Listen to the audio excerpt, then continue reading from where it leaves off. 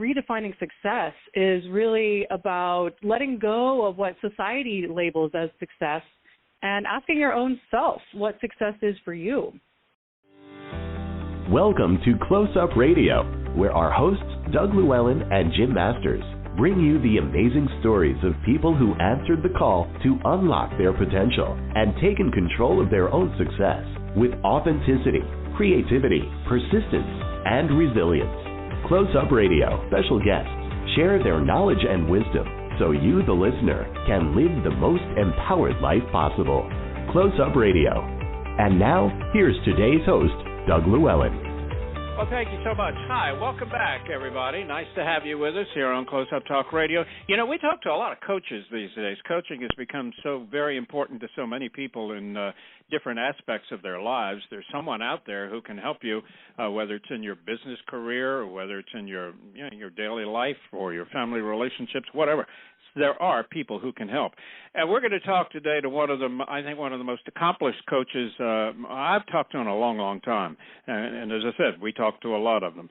And what it comes down to is, are you excited when you get up in the morning? Really, you excited about life? You know what's going to happen today? You're making steps toward your vision and your goal. And are you fired up to be your best life? If not, you could use some help from somebody, and this is someone who could help you.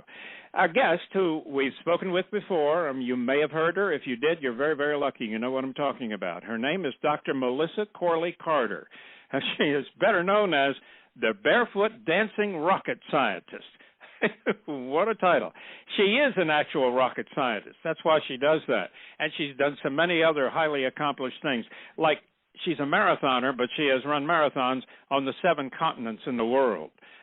She's a speaker, an award-winning author, a certified professional coach who helps awesome humans live epic lives.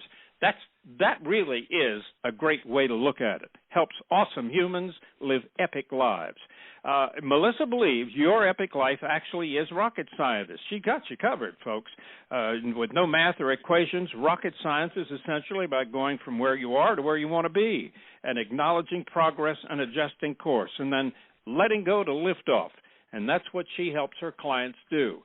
To tell you a little bit about Melissa, because she's very highly educated. After becoming let's start before that.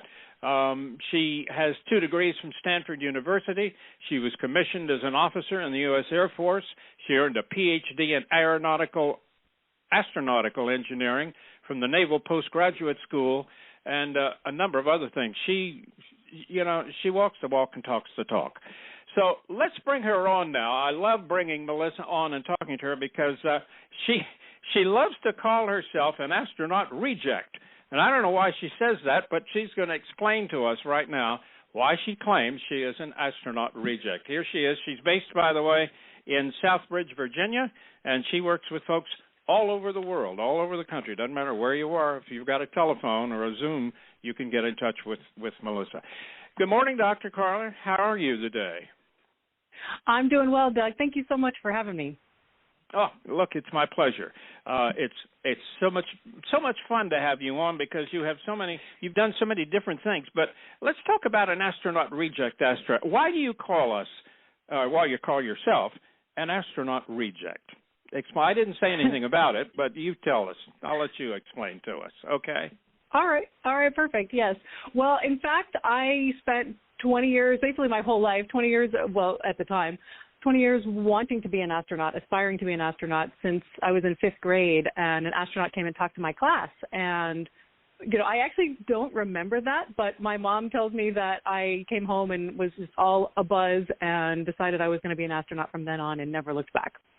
So I did all the things. I studied math and science. I got a bunch of engineering degrees and joined the Air Force, went to space camp, did all the things, and went down. Now, I always had bad eyesight, so I just kind of trusted that eventually they would start allowing laser surgery or corrective eye surgery, and eventually they did. So I got eye surgery, so I then had 20/20 vision. So I got a PhD in astronautical engineering. I had perfect vision. I had everything you could imagine, and I, was just so sure that I was going to make it. I had told everyone I ever knew that I wanted to be an astronaut, and most people would say, well, wow, we can really see you doing that. And it just, it was so real for me. It just didn't, that was actually absolutely my dream, and it was going to happen. And I applied in 2012, which is the first class that came around when I had kind of had, again, good eyesight and all the credentials and everything. And I was in the Air Force active duty at the time, and my application got past the Air Force board. But then when my medical record went to NASA, they said that my eyesight before LASIK was so bad that I was disqualified anyway. So, wow. How depressing! Yeah. How depressing! It was earth-shattering for me. And for me, it was, people talk about the dark night of the soul. For me, that was a dark night of the soul. I literally couldn't even imagine, and I realize this is a first world problem, but still, for me, I had no idea what to do next. I mean, the day I found out, I cried all night. I called my parents. I called my friends. I was a basket case. And now I was lucky because actually the following week I was starting a new assignment as the aide de camp for a general officer. And when you're an aide de camp, your life is the general's, and everything that you do is kind of wrapped up in their life. And so I didn't really have a whole lot of time to dwell or to just be woe is me. So I think it actually gave me some space to process in the background while I literally had no idea what to do with the rest of my life. So really now that was 10 years ago, and I have been on quite a journey since then. So the real benefit in claiming, kind of humorously, to be an astronaut reject is that really all the work I do is around redefining success and helping people who may be kind of running down the path of life according to the general societal expectations. You get the good job, and you get the fancy house and a car and a white picket fence and a family and 2.5 kids and, all this, thing that is supposed to be held up as success. And a lot of people either don't get there and think there's something wrong with them, or they get there and then they're miserable and realize that maybe that wasn't what they wanted in the first place, because they never really stopped to ask the question, why do I want this? What's important to me about this? So redefining success is really about letting go of what society labels as success and asking your own self what success is for you. So for me personally, I had wrapped so much of my identity around being an astronaut. One of the things I realized is that identity and goals are not synonymous. And so you don't really identify yourself by a job. We often do. What do you want to be when you grow up? Kids usually will put in an occupation. Or if you ask someone, who they are, right, or what they do, it's an occupation. It's not a state of being, which is kind of messed up. So I'm here to put us all back on track, as it were, and remember that who we are and what we do in life is more about being than about the doing, and not identifying ourselves by an occupation or a specific role over another role. We are just, you're you. I'm me. We're human beings, not human doings, and we have so much more to give than just this sounds weird, but something as small or narrow as an astronaut. What comes to mind is you're so highly educated, though.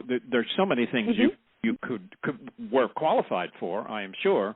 Yes. But that apparently just didn't interest you at that point, right? It was an astronaut or nothing. Is that really what it is?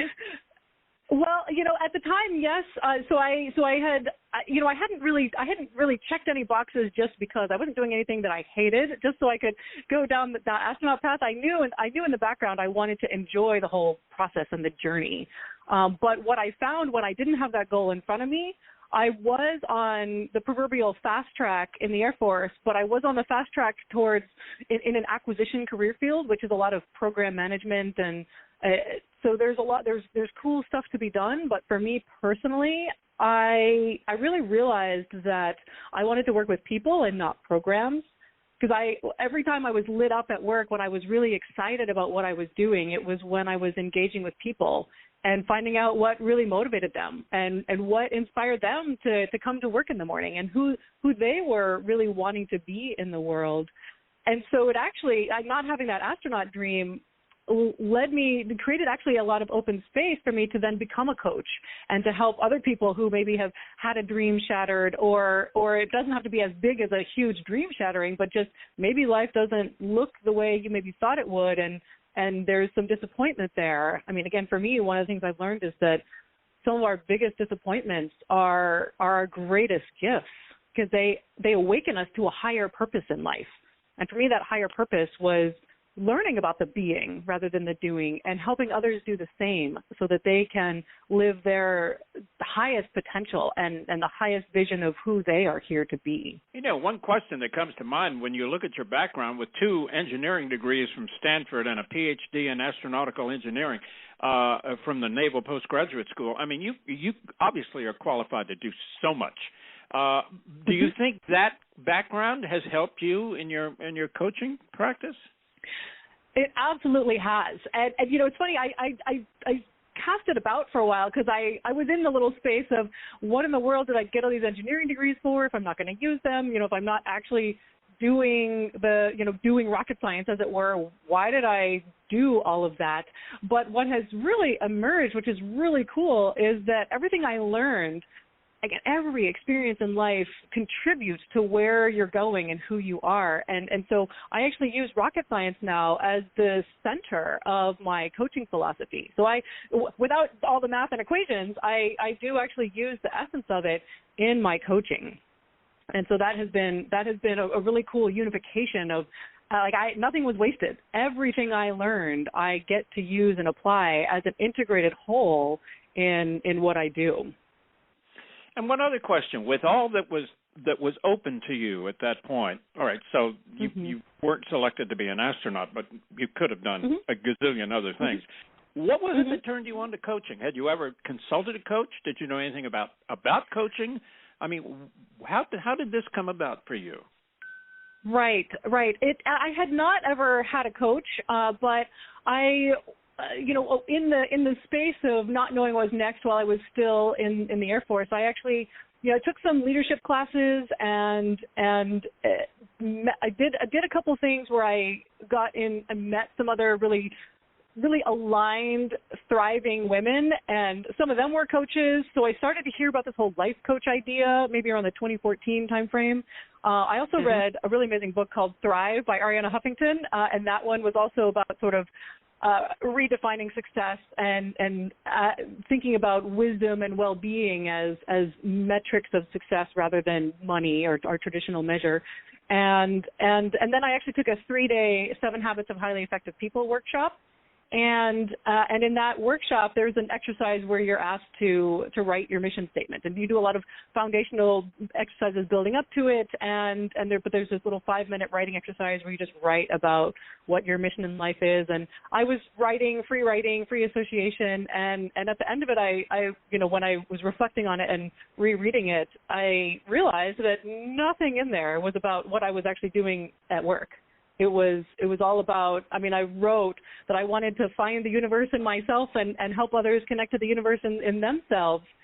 And so it again, coaching wasn't the immediate answer, but as I started to think about redefining success, thriving, and how you actually get to that place or I guess learn to live in that space wherever you are, coaching came up as a thing. And then my sister gave me a book called Take Time for Your Life, which was probably the first life coaching type book that I read, aside from Thrive. And we actually worked through it together, and it just became more of a possibility. And then as I got to know a little bit more of the people who were teaching the leadership classes I had taken, there were some coaches on the staff there. And actually in 2015, I left active duty in the engineering career field and actually as a reservist joined that organization and got to teach a lot of those leadership classes, and including 7 Habits. So now I get to teach people 7 Habits, and I get to facilitate the writing your mission statement and then add in how I created mine and have evolved mine over the years. And so it just was sort of a natural evolution of what I had always known and loved and been good at, but never actually thought would be my primary purpose or mission. Wow, that's so interesting. I gather you are a happy clam right now. Is that right? with what you're doing? I am. Yes. Mm-hmm. Mm-hmm. If clams can be happy. I love it. I don't know where that came from. How do we know if they're happy? Yeah. But I know. But anyway, I find your story so fascinating and so remarkable. I think anyone who would have the opportunity to work with you it would be such benefit to them. Give me some example of what do people come to you looking for? Are most of them women? Are they men? How would you answer that? I work with both women and men, actually, and they it's usually a range, and sometimes it's whatever they're coming for. Sometimes they're overwhelmed with work and they're having a hard time focusing on their highest priorities because there's just everything is a priority, and when everything's a priority, nothing's a priority, so they're just kind of drowning in work. Sometimes people come, I've had someone who came for help with a resume, but what it was really about was integrating the whole story of her life and envisioning a new future, a future that she didn't really know she had permission to live. I've had a woman come who was kind of not valuing herself and was tired of identifying herself just as a mom or in a relationship and didn't really know who she was herself as a human.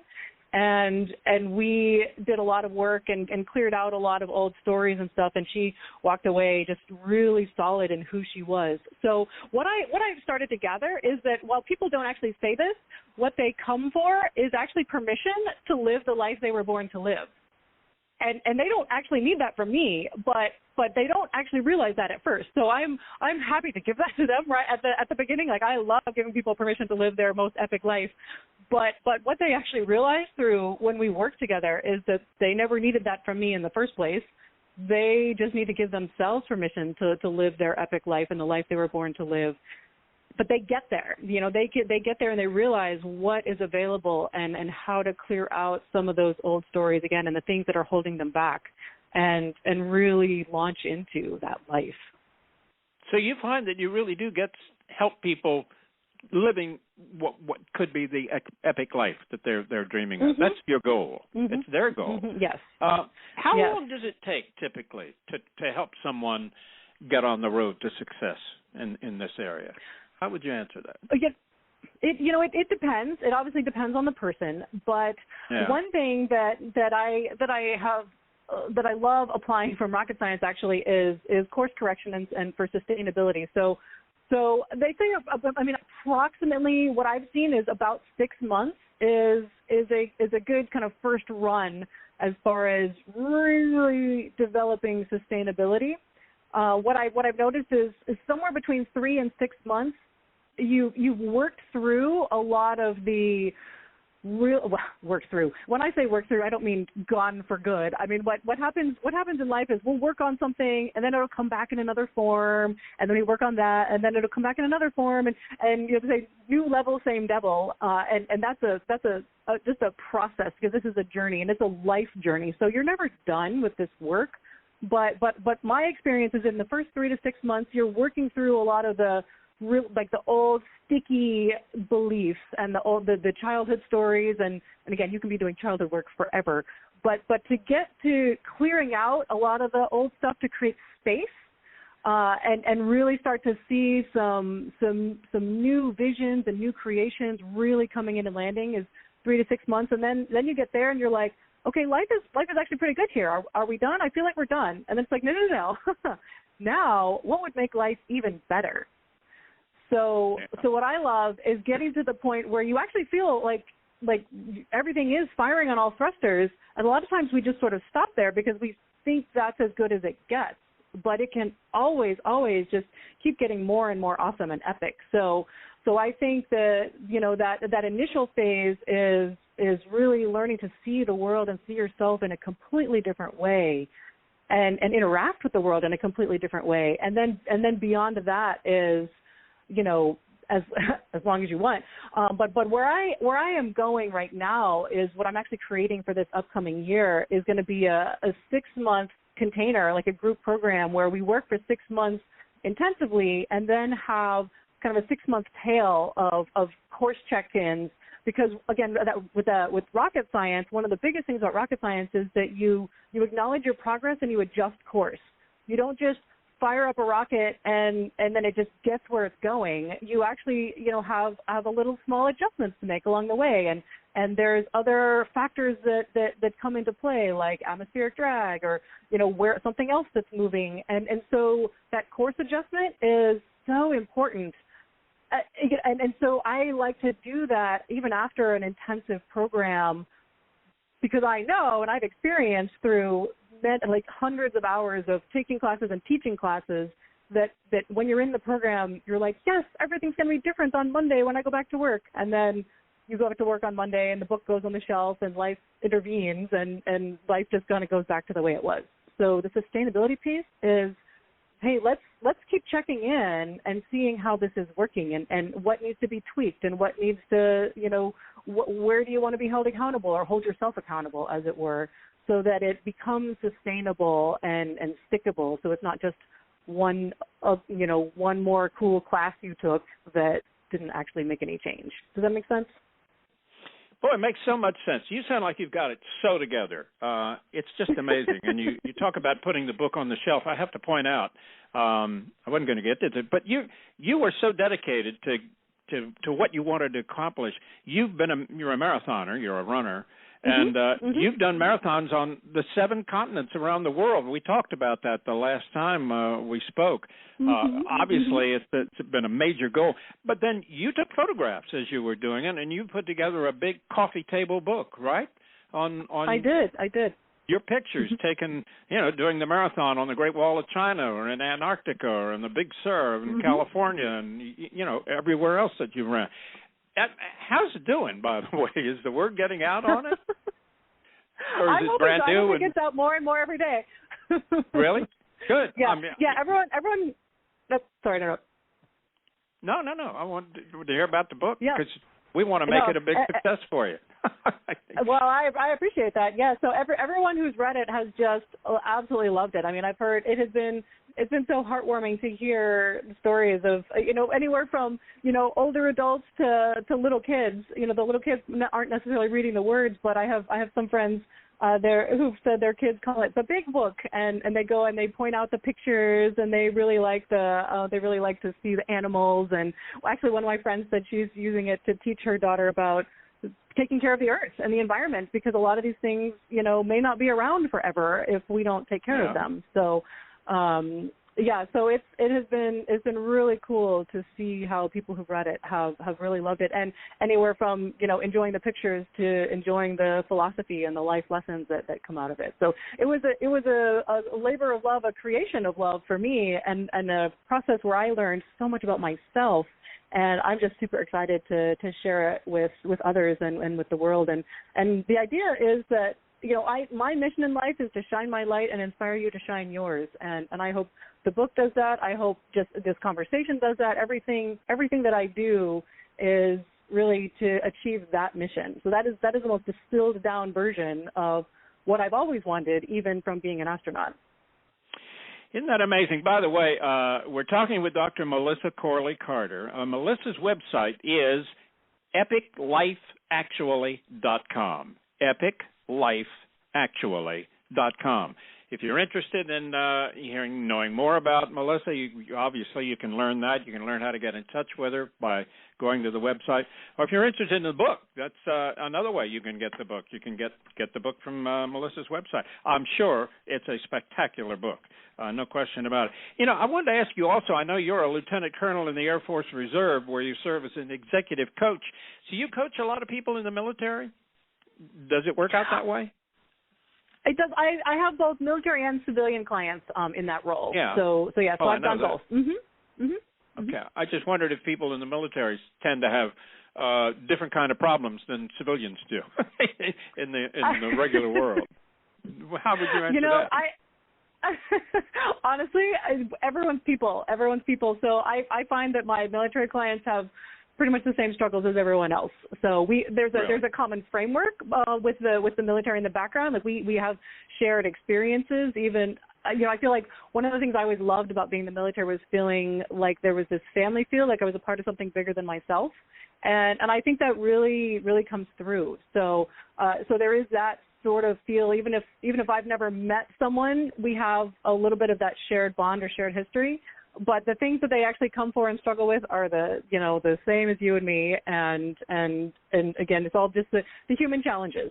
So, and now I'm excited because, I think that being part of something bigger than myself has translated at this point to just being part of the cosmic universe out there, which we are all a part of, and so I think that's even bigger than the military, right? We are all in this human cosmic journey together, and the more every single person thrives, the more the whole thrives. We're kind of both the part and the whole, and so when we shine our light, the whole shines brighter, and we give other people permission to do the same, and that's really, really important to me. Let me just ask you, if anybody's listening out there, what would you say to someone who's really looking to find their purpose or passion in life? What would be your message to them? I would say stop looking. Stop trying so hard. And that maybe sound counterintuitive, but I feel like a lot of the popular, jargon, for lack of a better phrase, out there today is find your passion, find your passion, find your passion. And they talk about it like it's under the next rock or behind the next tree, and you're going to just find it, and it's going to say, I'm your passion. And I kind of thought like that for a long time, and it was really stressful, actually, because I didn't feel like I knew what my passion was. Again, without the whole astronaut thing, I really didn't know what I was here for. And the phrase find your passion was kind of, again, really stressful. And I've encountered lots of people for whom that is also the case.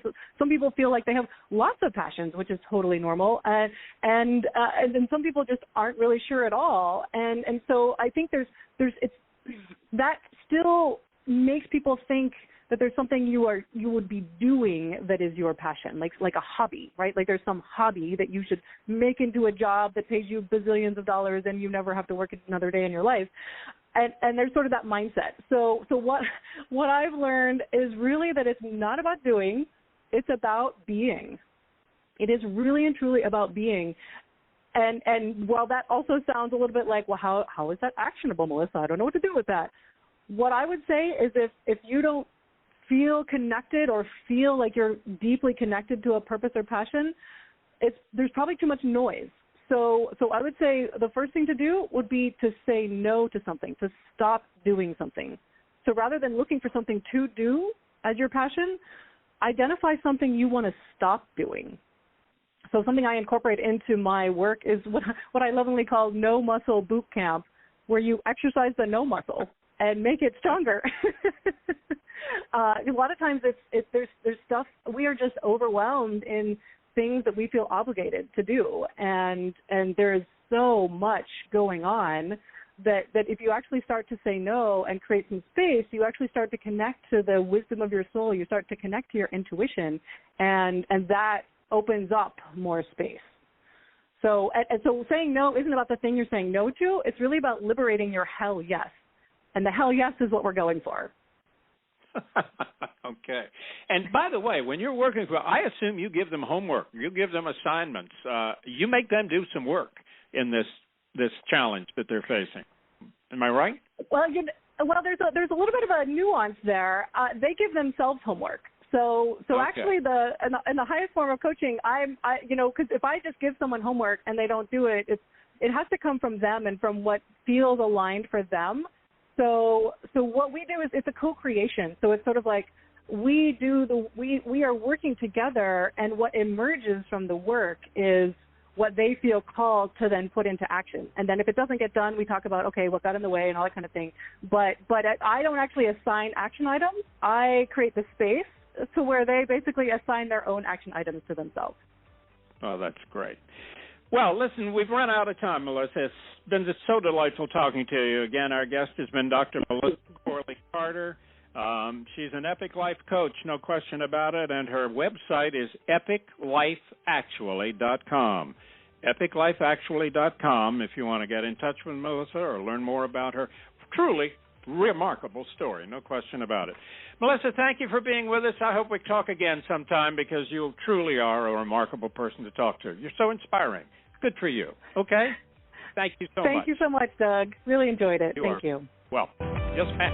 You have been listening to a broadcast from Close Up Radio, a division of Close Up Television Incorporated. For more information about our show and to be considered for future broadcasts, please visit closeuptelevision.com. You may also learn about us on social media and listen to us on podcast and internet radio. Thank you for joining us, and we hope that you have an empowered and productive day. Well, that's it for today, everybody. Have a very Merry Christmas if we don't talk to you before, and take care. Bye for now.